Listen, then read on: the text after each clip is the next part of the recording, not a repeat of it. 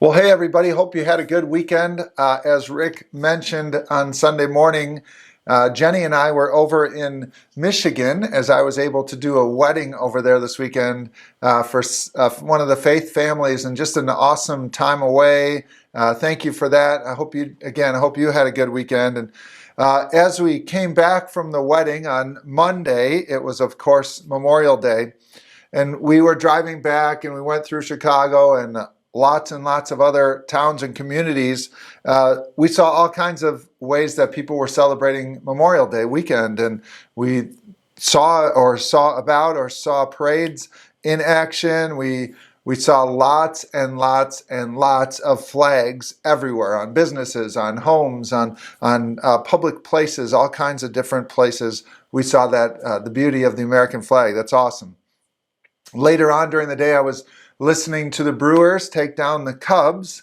And in the middle of the game, though Bob Uecker wasn't at the game, they replayed a poem that I'd never heard before, but one that he reads every Memorial Day as just a reminder. And if you haven't heard it, hopefully you can find it somewhere on the internet. But it was pretty cool, just a reminder of how we got the freedoms in this country that we got. And it was on because of so many who were willing to go and fight. It's a weekend, right? And it's a day, especially where we stop and remember, where we think about the service of those who have fought during wartime specifically, but any time in our military to protect the freedoms that we have here in our country. And some of those are in big ways and some in small ways, but in all the ways of our life here as Americans, we are just really grateful for those who have served to protect their fellow Americans, but also our allies across the world. Remembering, setting a day aside as a Memorial Day is good. It's good for us to do that in the way that we live our lives. It's just good for us. And so today, I just want to take a minute to talk about something that comes to my mind when I think of Memorial Day. Of course, I think of all those things that I talked about, but I think about a biblical account that is in the book of Joshua. Now, I have to admit, Pastor Steve and Pastor Rick have gone on remote, right? You've seen them at a Mexican restaurant. You saw Rick at his grandson's baseball game, I think last week it was. And they're creative, right? They're good guys. I don't have the tech savvy that either of them have. But we're gonna give you a picture today, though it's not a remote site. I do have a prop or two that I want to show you. So here goes.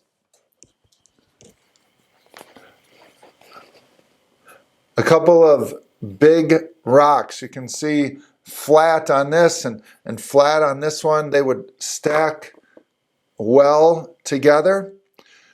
And I bring these out because of a memorial that I talked about that's listed in the book of Joshua.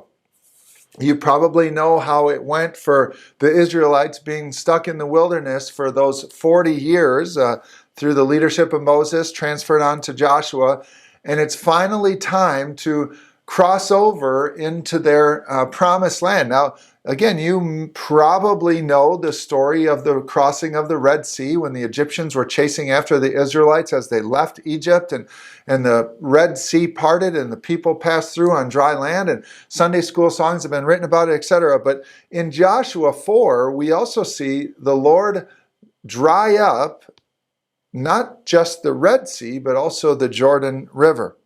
The Jordan River that was at flood stage. You've probably seen a river or two in your life that looked like that, dried up. And the people walked through with the Ark of the Covenant. That's where God lived among the people in that day. That's where his presence was. He was in that Ark of the Covenant. And when he went across, when they took the Ark of the Covenant, carrying again the presence of God, the land dried up.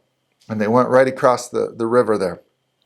And afterwards, God instructed Joshua to have each of the 12 tribes grab a rock. A rock maybe like this one, maybe bigger. I don't know how big of a monument they cast, but each of the 12 tribes were to grab a stone. And they stacked them at the side of the Jordan River. Why? Well, God tells us why through Joshua. He told Joshua these rocks would serve as a sign. They would be a memory point, a memorial, because one day your children are going to ask, hey, what are these stones for? And you can tell your children, your grandchildren, and their children that is the time that we remember when the Ark of the Covenant crossed through the Jordan River on dry land. That's where God was among them. Remember this. Remember what God had done. I want you to take that just one level, and I'm going to ask you a question for you to think about today as we finish. What are the memorial stones of your life? As you look back, where are the points, the times where you knew that God was acting on your behalf? Do you have a story to tell your children or your grandchildren one day? I hope so. Again, I hope you had a great Memorial Day. I hope this little object lesson gives you something to think about of the way that God has intervened in your life on your behalf for your good, something that you can tell your grandchildren about. Have a great day. We'll see you Sunday.